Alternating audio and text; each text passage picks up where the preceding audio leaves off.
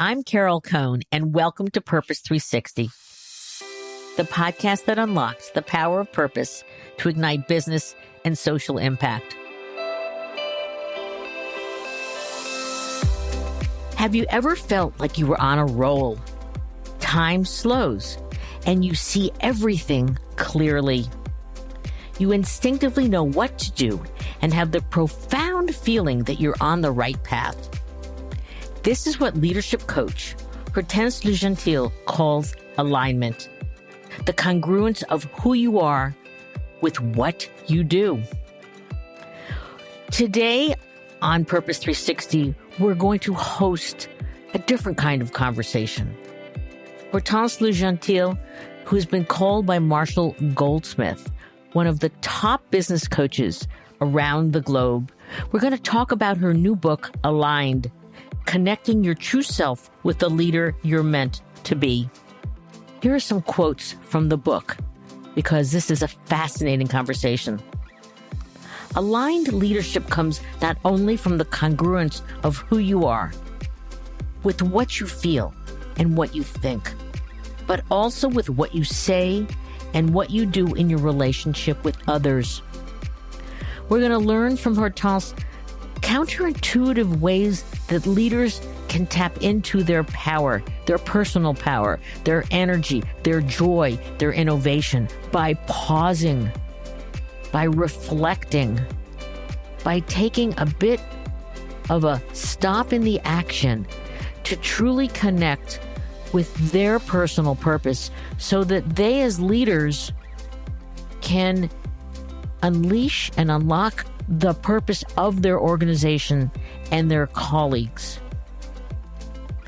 I'd like to again turn to a quote from one of Hortense's clients. Working with Hortense was very enlightening. Through listening, understanding, and indeed a dash of authority, she helped me understand a leader's responsibilities to their employees, the difference between what a leader should be doing and what I was actually doing, and how to close that gap in order to become a better leader. So join me for this fascinating conversation with Hortense le Gentil to help yourself become a better leader as you power your purpose.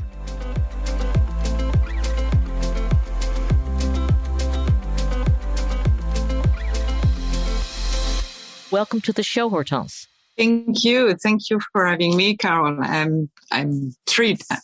I'm so happy to be here. Oh, well, I met Hortense at a Just Capital event in New York.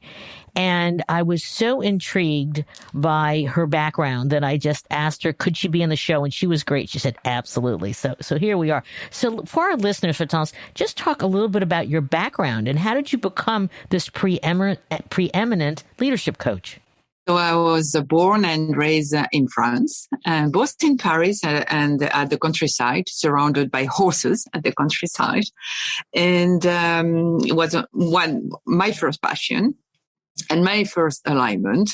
And later I studying marketing in Boston and in Paris. I came back to Paris and I worked for large corporate media industries and as an entrepreneur for a decade. Until the time I found my calling to be an executive leadership coach. And this is what I do since now 8 years, let's say a decade or so.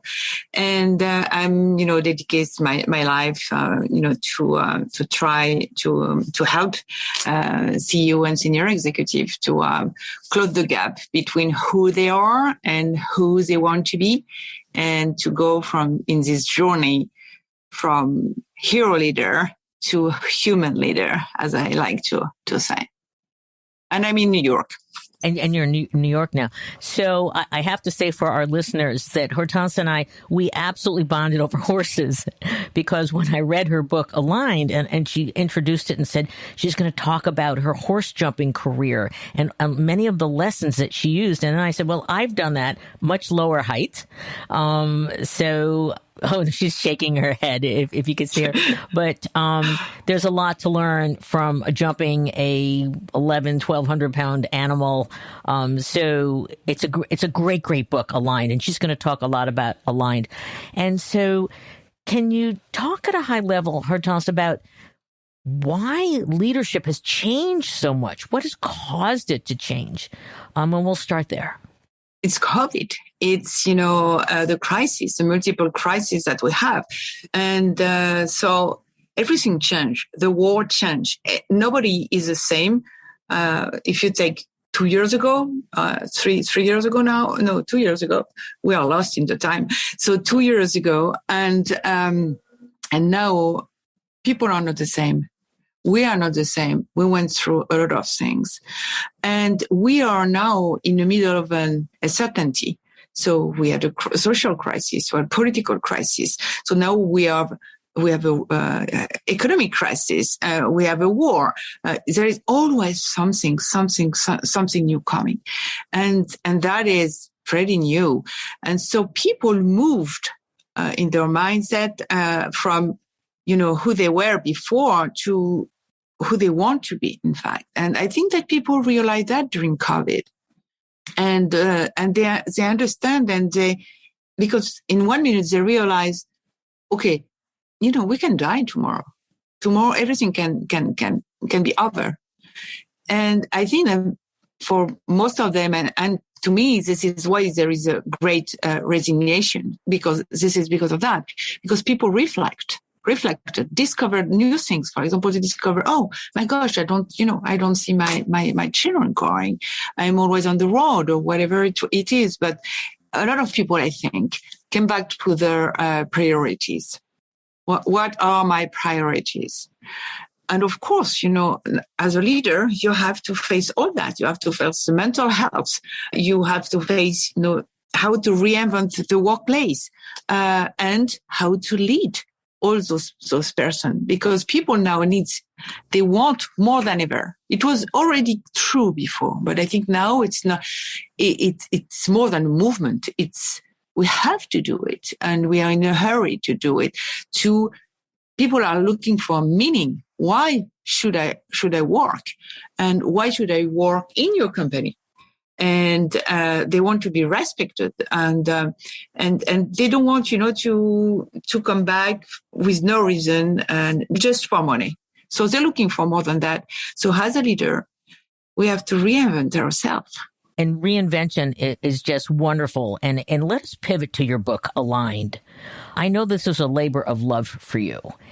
Where was that germ? Where was that point? I've written a book and it's very painful to do it. And so what was the germ that you finally said, I have to do this book? And then share at a high level. We're going to get into lots of things about Aligned, but share with our listeners why alignment is so important. Back when I was in France, personal assistant to one of my clients told me, oh, I think you are a coach. I said, yes, I am a coach. And she said, I would love to learn from you. Where can I find, something about you, your work and everything? Back at that time, I was in Paris, and in Paris, you, as a coach, you are in the shadow. You are behind. You're not the person who talk or whatever.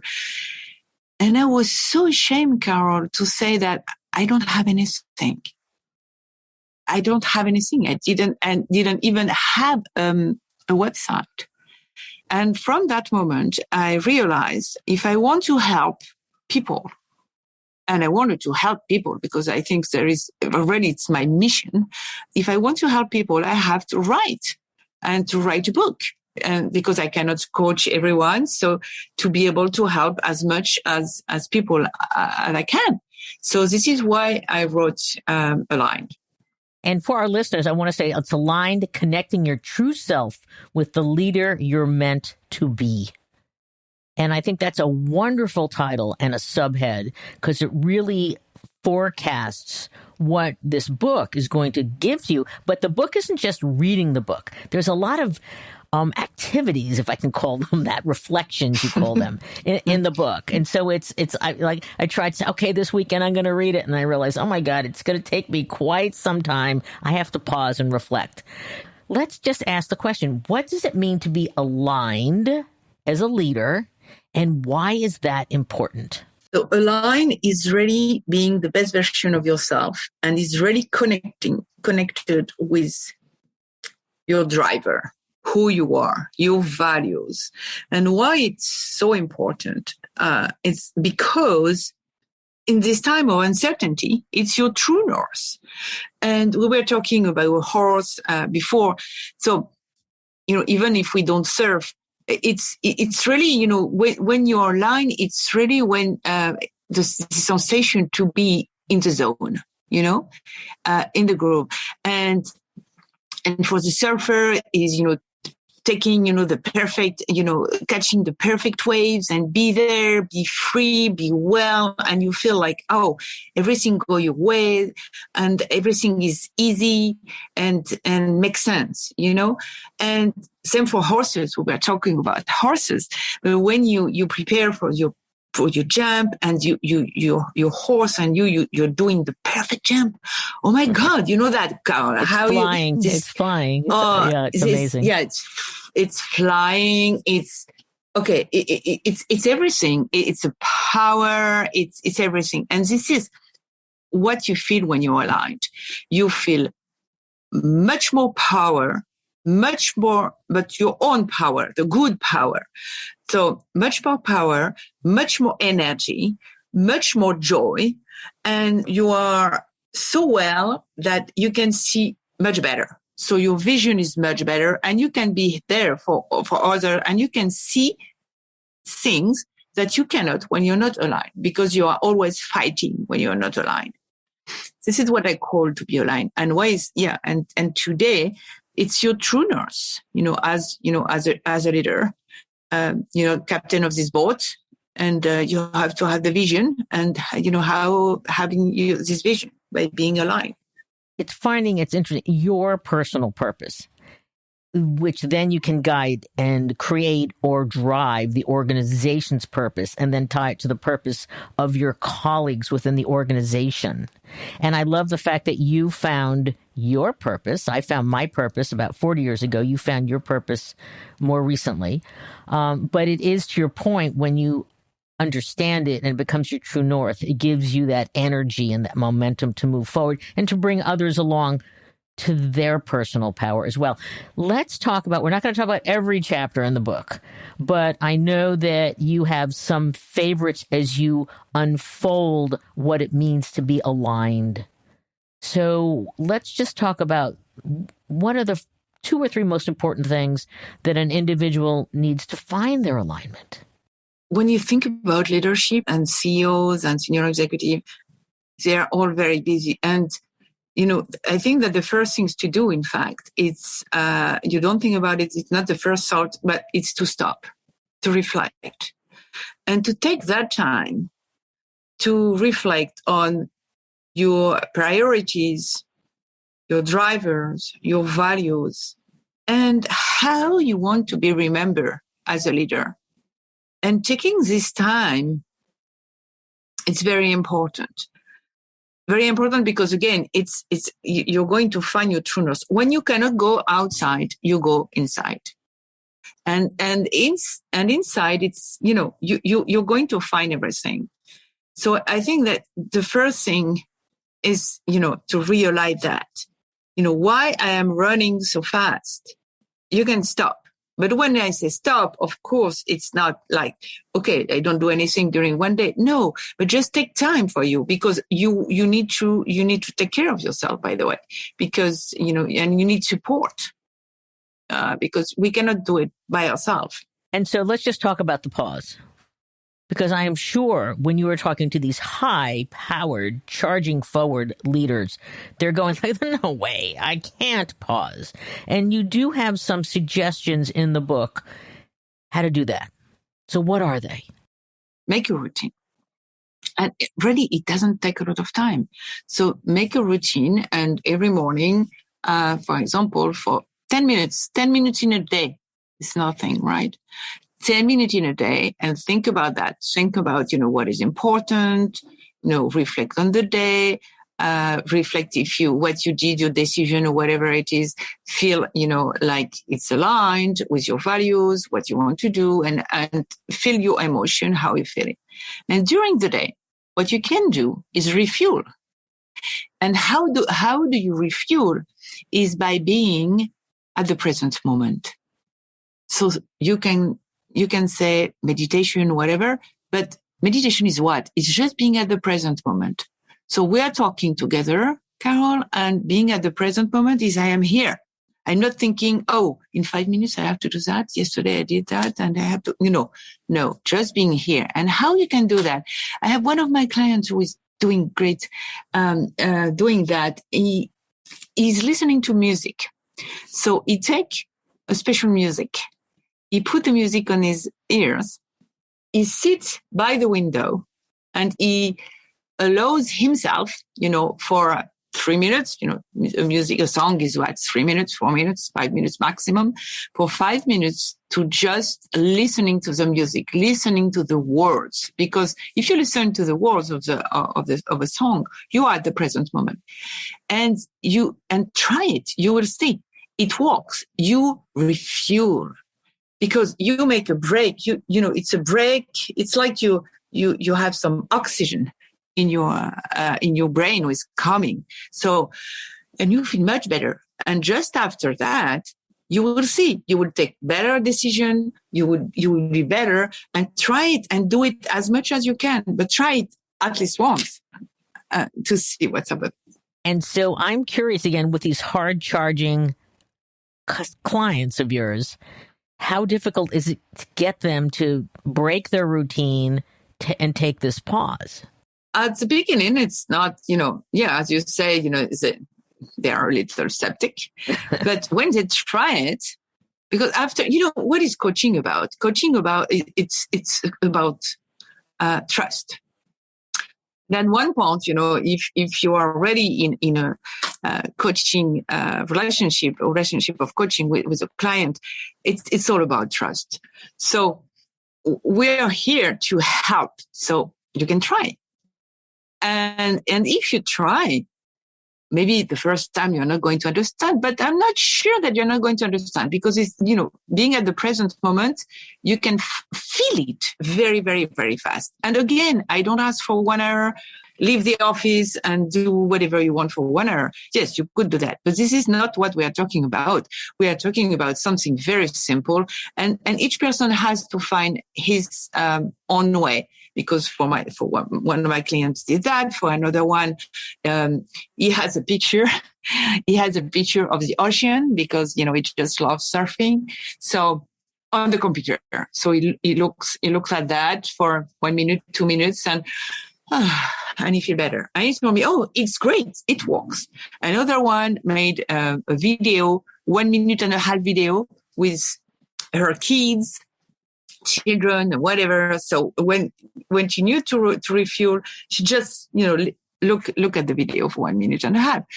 Again, find your own way to be at the present moment. That's great. That's terrific, and those are great examples. So what's another very important way to get aligned? It's like a muscle. So you need to work daily. So I call that the daily checking. Daily check-in. When you decide something, for example, we work on having more gratitude, for example, or be kind with yourself, for example, whatever, or to change your behavior, whatever it is.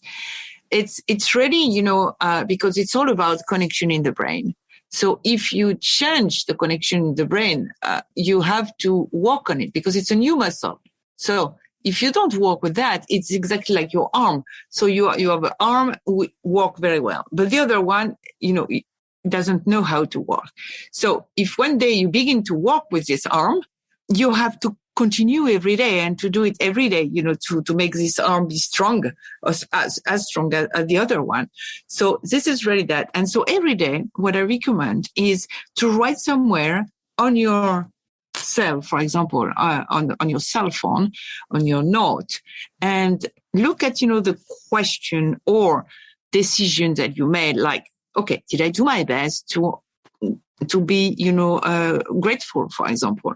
Did I do my best to be kind with myself? Did I do my best to listen to my team? So whatever, you decide to work on, but look at it every day, because every day you remember, your brain is remembering what you decided and why. And this is how you change behavior. And this is how you get aligned. Because of course, as we begin, we explained that to be aligned is really connected with your values, who you are, and what is important for you and how you want to show up. So there is a little work to do here, for sure, but this is it. You talk about moving from a hero leader to a human leader. You talk a lot in the book about even the fear of becoming a human leader. So can you address that for our listeners? Because today, as Alan Murray says, in his recently published book, Tomorrow's Capitalist, it's about human-centered organizations. But you've identified this fear in terms of the work that you've done. So how do you recognize it, and how do you become a more human-centered leader? It's all about change. When we talk about change, as a human being, we don't like to change because it makes fear. You're afraid. You are afraid of change because we created all the habits to secure our brain and who we are. So as a leader, we were told to be that way. You have to be, the smartest one. You don't show your emotion. You don't talk about personal things. When you leave home, you close the door, you open the door to the office, and same when you come back home. And as one of my clients told me, my gosh, it's a revolution. It's a revolution. You want me to change? I'm not used to do that. I don't know, because I don't know how to fix emotion, to fix that. And I don't know how to do it. I can understand, but I don't know. And so, of course, you need courage to do it. But I think that today, it's not a question anymore. You have to do it. And to do it, it's, yes, be courageous and face your fears. What are you afraid of? Of course we are afraid, and it's okay. And we are human beings again. And mostly you're afraid because if I take again this example, so he told me, so how can I do that? He understood absolutely that, his team needed him, but he didn't know how to do that. And he was afraid because he told me, I cannot fix it. How can I do that? Emotion don't belong to the corporate arena, right? And we did, he did this amazing meeting without agenda. I call that the non-meeting, The non-meeting, a meeting without an agenda. Love it. A non-meeting. Okay. And I make space for just people to tell their story and express how they feel. It was during COVID. Remember, during at the beginning of the crisis, and anyway, he continued to do that, and of course he was afraid because he told me, and what about if somebody is crying, what can I do? I cannot fix it again. And I said, it's not about fixing. You don't have to fix. How do you do, when a friend of you needs you and, is in pain? And he told me, I'm just here. And this is the same. And so it's all, it's all this pivot, this mind shift, in fact, of coming from what was right yesterday is not right today. Is then not going to help you. So how to change your mindset? How you're doing this shift, this mind shift, and how you build it? Are there, again, reflection moments, or are there exercises that you share with your clients? Because shifting, I'm unemotional. It's the workspace. I'm leaving my emotions at home. And we're saying because of COVID and the different experiences that we had, there was this blending of work and life, and it's not going to go back.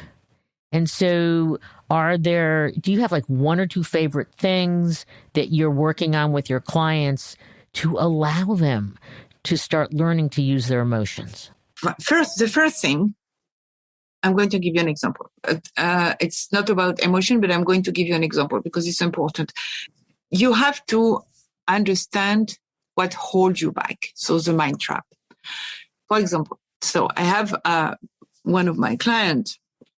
She was head of a big NGO. She is amazing. And one day she told me she was afraid of accounting. She hated numbers. She looked at numbers. She told me, I don't know how to do that. I absolutely don't know how to do that. So she was afraid to face board, her board when it was a question of numbers.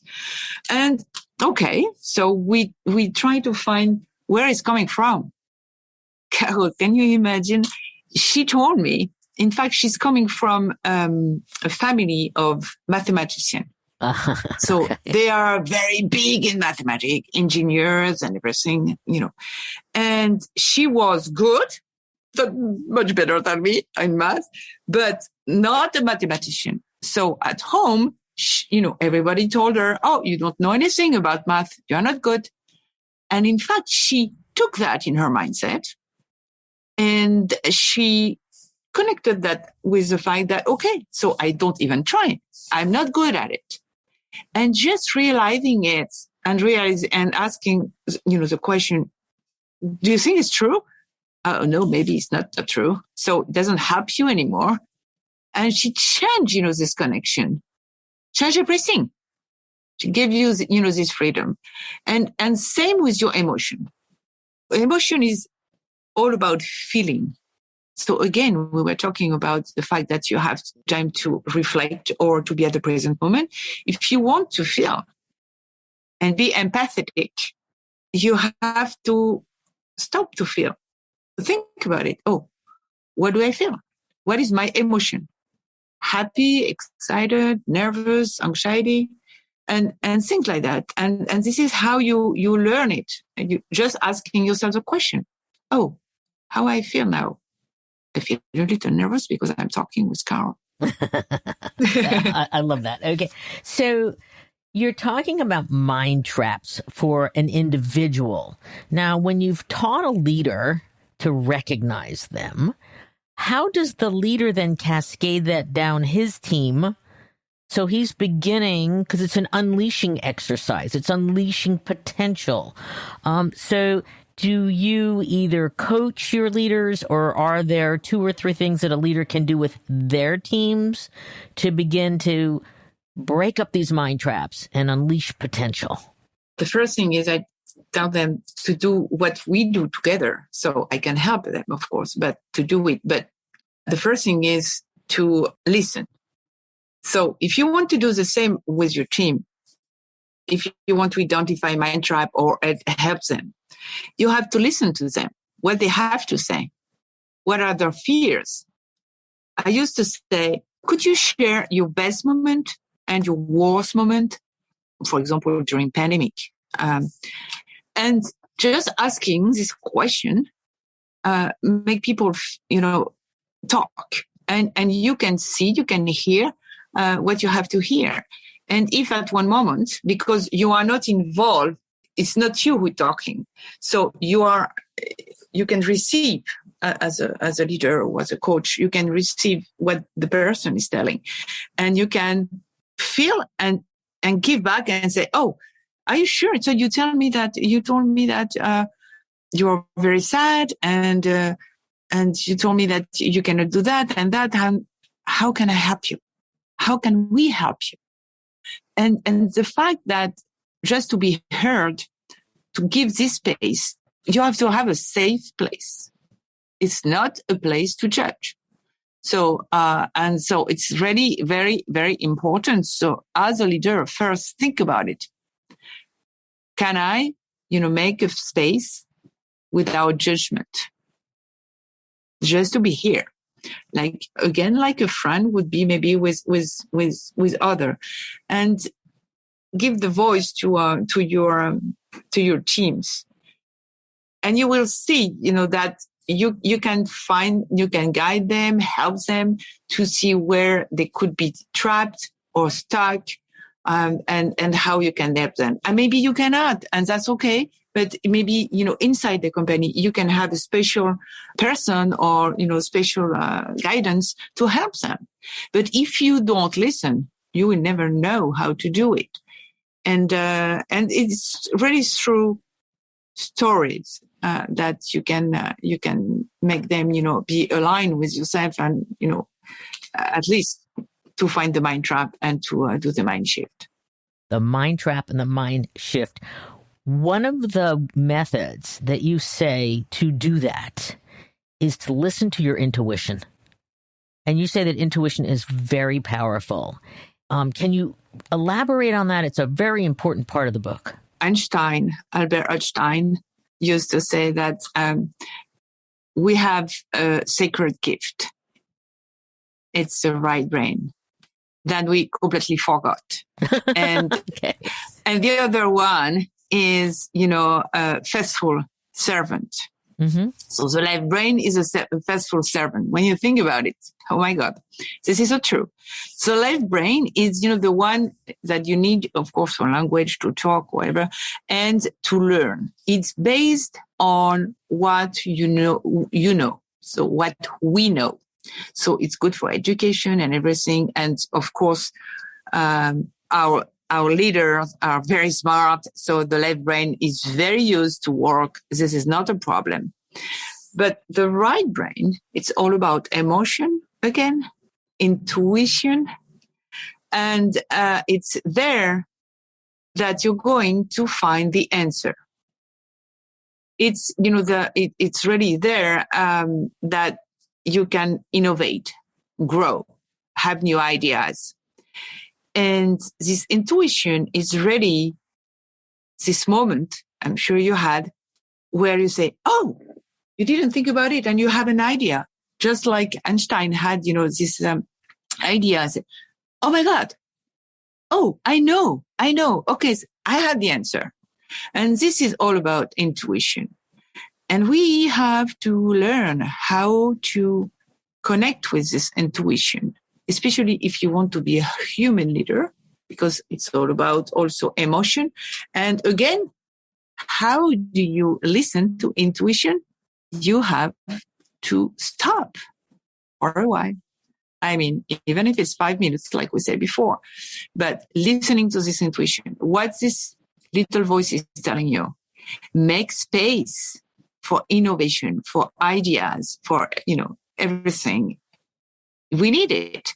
And especially in time of uncertainty, because we're going to do what we used to do. It doesn't work anymore.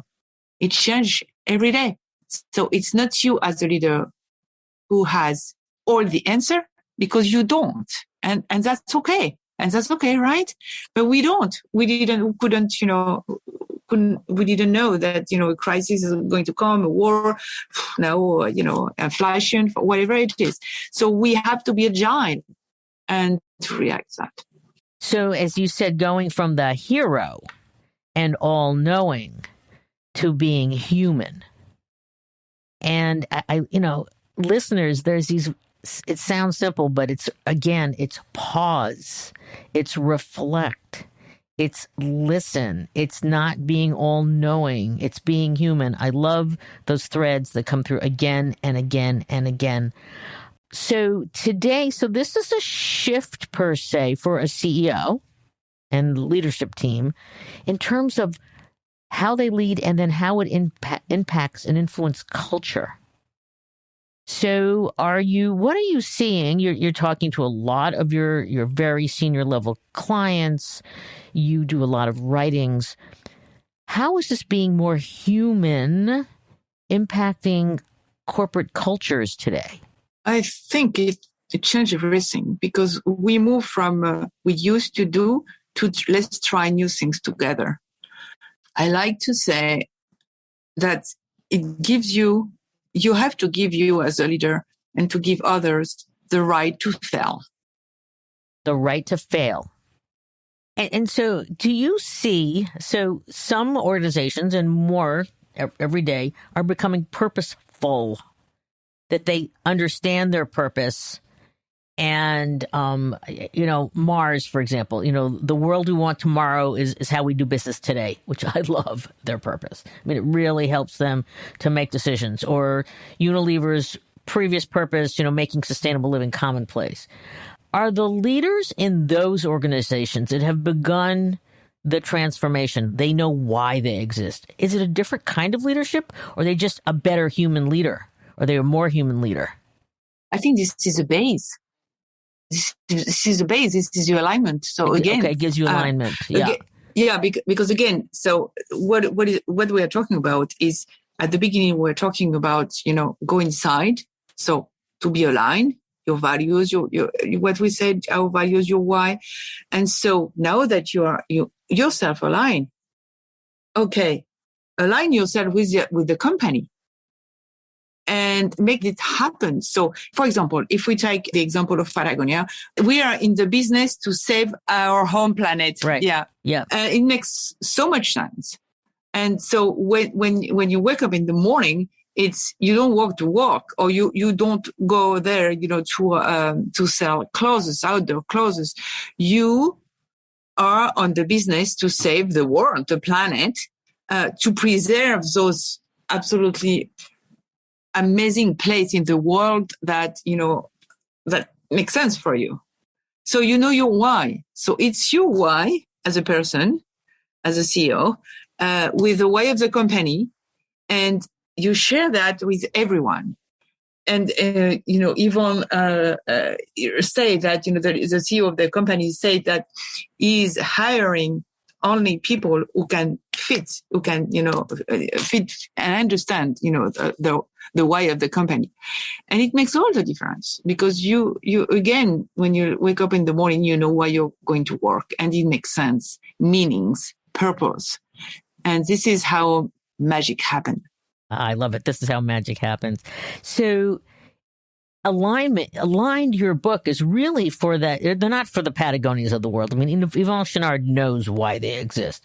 But it's more for the middle, the companies that are beginning to activate their purpose. But they need, as you're saying, the CEO must have his or her alignment, needs to have the pause, the intuition and such, to truly get over their mind traps and their fears, to be more human. So listeners, this is a great book for those leaders who truly need to look at themselves first. And it's not that they're broken, but they can, as you say in your book, that you're leaping from successful to extraordinary. So I love that.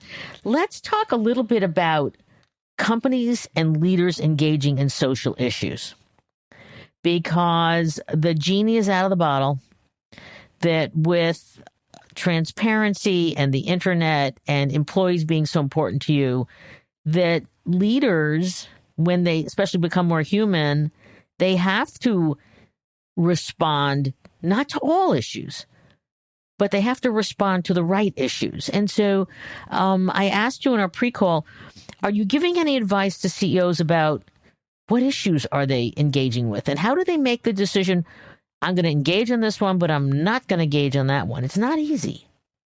It's not easy.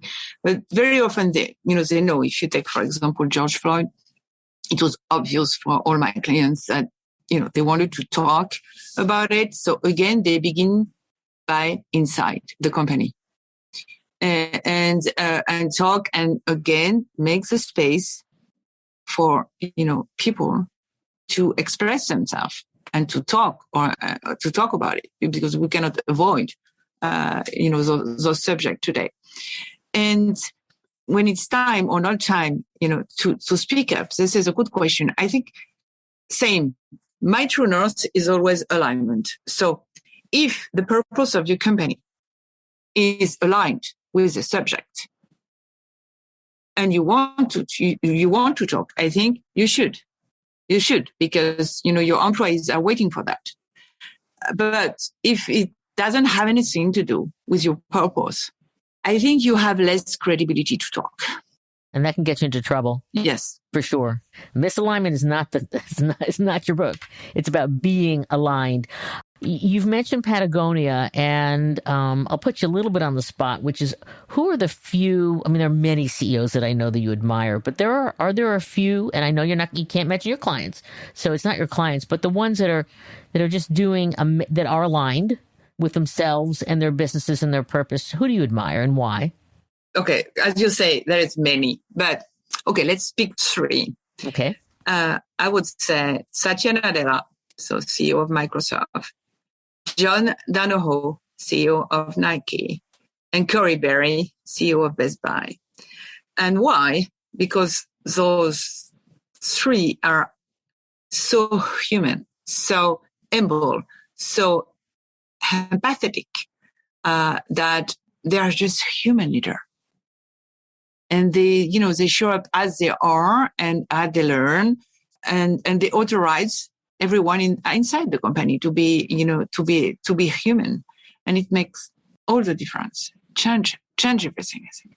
Are the policies of a human-centered organization radically different?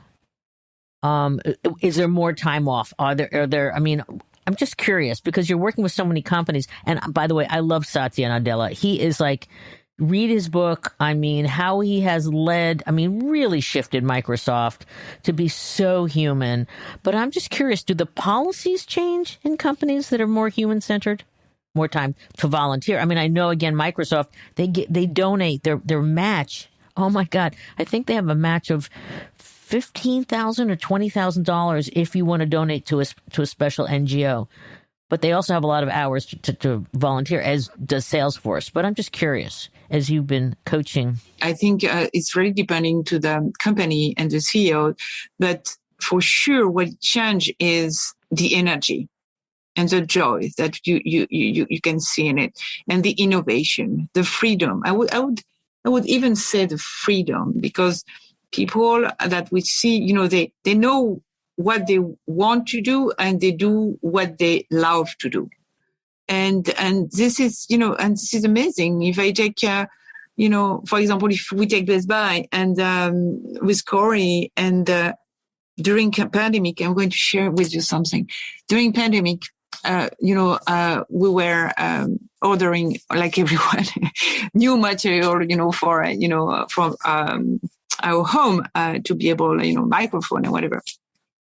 And I opened a box and I received a little note on a Post-it from, someone in the store, just telling, "Thank you. Take care of yourself." Oh, I kept it. I was so, my gosh, so moved. Mm. And why? Because it's the culture of the company, and that is so human. So human. And Corey Berry, the first thing, she's during pandemic, she didn't think about it twice. She closed, the stores, because she just wanted to preserve the health of her employee and customer, all the stakeholders. So this is how, I think, magic is a human magic. That's great. I love what you said. I encircled it in my notes, that when you have a human-centered organization, you unleash energy, joy, innovation, freedom. And I just want that. I want to pause, because you're teaching us how to pause with our listeners. Imagine if your organization has those attributes, that you're going from successful to extraordinary. That's why Aligned is such a great book, and why Hortense, you're such a great coach, because you've identified these core attributes that are absolutely critical to human-centered organizations today. I hate to close this conversation, because it's getting richer and richer, but I would love, if you are, let's say, at a conference, and it's a C-suite conference, and someone finds out your background, what are the three, and you've got about 15, maybe 10 or 15 minutes with this person or persons, what are the top 2 or 3 insights you want to give them, so that they will find alignment? Again, it's going back to the core of the book, but what will you say to them so that you'll have an impact? Because I know, as a leader and a coach, you want to have an impact on people, and whether it's ongoing or just, a very 10-minute conversation, what would you say to them? So I would say to go back to yourself. Who are you? And reflect, as we said at the beginning. Reflect. Okay, what is important for you? What gives you energy? What drives you? And if you don't know where to begin, think about your life. All your answers are in your life. Because think about it. A good moment, a moment where you got energy. You do the work. Think about it and say, oh, each time I got energy is because, I don't know, I am surrounded by positive people, whatever it is. Okay, so identify those moments, your values, again, your driver, and make sure that this is in your life today, and think about, okay, how you want to remember. Very often, I give an exercise. It's not very funny, but it works very well. I ask my clients, could you think about, okay, one day we are going to die. I know it's not fun, but the day of your funeral, your eulogy, what do you want people to say about you? And I know, again, it's hard to think that way, but when you think about it, you have all your life, because you have your family, your children, the person, your peers, and you understand that we are not separated. We are one person.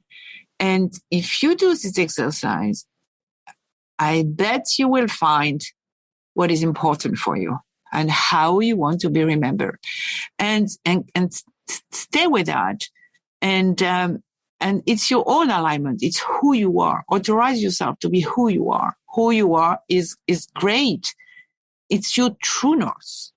And you keep this true north, during every day you work on it. Again, we said, doing the daily question and everything, and it works. I hate to think about our final days, but I know that's a very important exercise. So in closing, I always like to give the mic to my guest for like the last word. This has been a wonderful conversation, and I trust that people will be so enticed and intrigued that they will go buy the book, because it's worth every single moment of your life to really learn, and you'll be more powerful. What would you like to end with, Hortense? I would like to end with thank you. You're welcome. With have fun, because we forget today to have fun, because it's a difficult time. And have fun, be yourself. Anyway, everyone is already taken, as Oscar Wilde said. Yeah, and authorize yourself to be yourself and be your full self and happy. Be your full self. Be human-centered. Don't be the hero. Be the human. Pause. Reflect. These are, it's the opposite to the craziness and the speed and the uncertainty of our lives. So Hortense le Gentil, congratulations on Aligned. Congratulations on Marshall Goldsmith saying that you were one of the best in the world coaches, because that is extraordinary in itself. Everyone, she's got great insights on her website. You can order the book. You've just got a tremendous instructor here, a coach here. And so please take advantage, because purpose is absolutely critical in our personal lives and in our organizations. And a leader must be aligned with their true self to be able to truly bring out the energy, the joy, the innovation, their full potential in their organizations. And in closing, I just want our listeners, please, wherever you listen to our podcasts, go vote, give us a great review. We want to be higher and higher up on the list of business podcasts that are so important today. And then I will end with the question I always ask of our listeners: what is the power of your purpose? Thank you so much, Hortense. This has been a fabulous conversation. Thank you, Carol. Thank you. I was really, really happy to be here.